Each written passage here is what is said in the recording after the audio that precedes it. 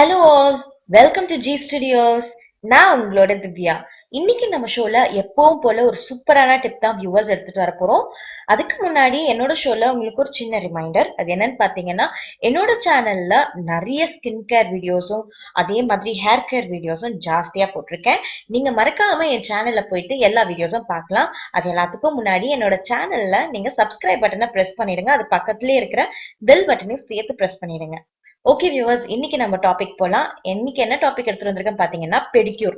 Pedicure பண்றதுக்கு நம்ம எல்லாருமே சலூன் தான் போயிருக்கோம். சலூன் போய் எக்ஸ்பென்சிவான காசெல்லாம் நம்ம செலவு பண்ணி பெடிக்யூர் எடுத்துக்கணும்னு நினைச்சிருக்கோம். ஒரு சிலரால பண்ண முடியலையே, இதை வீட்டுல இருந்தபடி எப்படி பண்ணலாம் சொல்லி யோசிச்சிருப்பீங்க.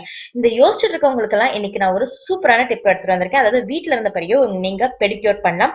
அதுவும் ரொம்ப பெரிய கம்பசூத்திரம் எல்லாம் இல்லைங்க, ரொம்ப சிம்பிளான ப்ராடக்ட்ஸ் வச்சு நீங்க வீட்டுல பண்ணலாம். அது எப்படி பண்ணலாம் அப்படின்றது தான் இன்னைக்கு நம்ம ஷோல உங்களுக்கு நான் காட்ட போறேன். கமான் வியூவர்ஸ், இன்னைக்கு நம்ம ஷோக்குள்ள போலாம். இதுக்கு தேவைப்படுற பொருட்கள்: ஒரு டப் எடுத்துக்கோங்க. டப்ல ஹாட் வாட்டர் ஆட் பண்ணிக்கோங்க. அந்த ஹாட் வாட்டர் கூட 2 ஸ்பூன் பேக்கிங் சோடா ஆட் பண்ணுங்க. அது கூடவே ஒரு லெமன் எடுத்து பிழிஞ்சிருங்க.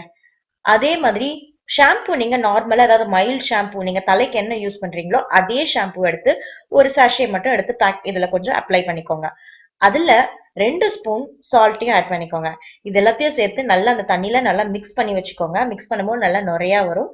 அந்த தண்ணியில உங்களோட காலை ஃபர்ஸ்ட் வாஷ் பண்ணிட்ட பிறகு அதுல நல்லா டிப் பண்ணி வைங்க. டிப் பண்ணி ஒரு 15 மினிட்ஸ் கழிச்சு தான் நீங்க அதை வெளியே எடுக்கணும். இதே நம்ம இதுக்குள்ள இந்த தண்ணிக்குள்ள நம்ம ஏன் நம்ம காலை விடுறோம்னு சொல்லி நிறைய பேர் யோசிப்பீங்க.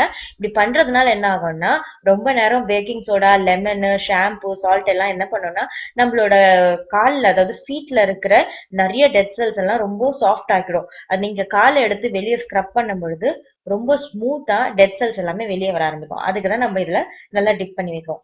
15 மினிட்ஸ் கழிச்சு வெளியே உங்க காலை எடுத்துட்டு ஸ்க்ரப் பண்ண போறோம். ஸ்க்ரப் பண்றதுக்கு தேவைப்படுற பொருட்கள் 2 விஷயம். என்னென்னு பாத்தீங்கன்னா, ஒரு சின்ன குட்டி பாத்திரத்துல பேக்கிங் சோடா 2 ஸ்பூன் ஆட் பண்ணிக்கோங்க. அது கூடவே லெமன் ஜூஸையும் கொஞ்சம் மிக்ஸ் பண்ணிக்கோங்க.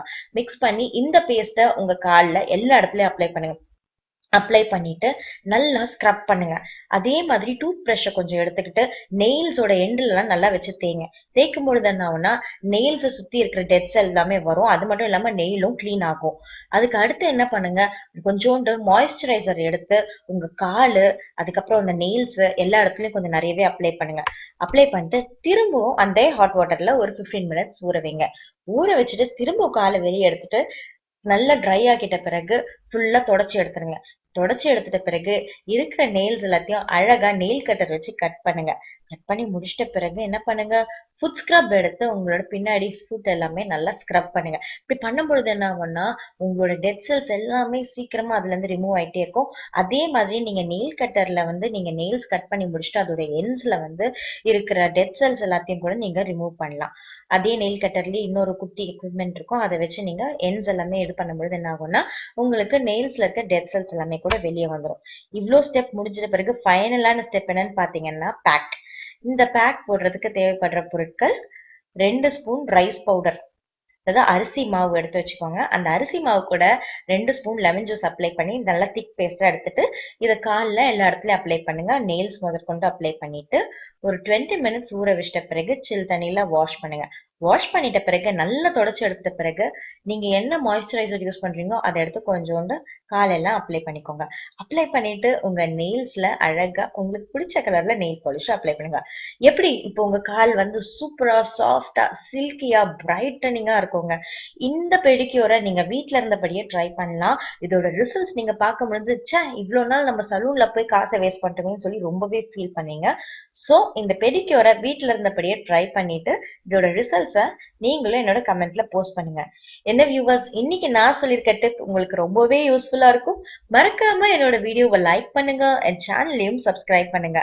நன்றி நேயர்களே, பாய்.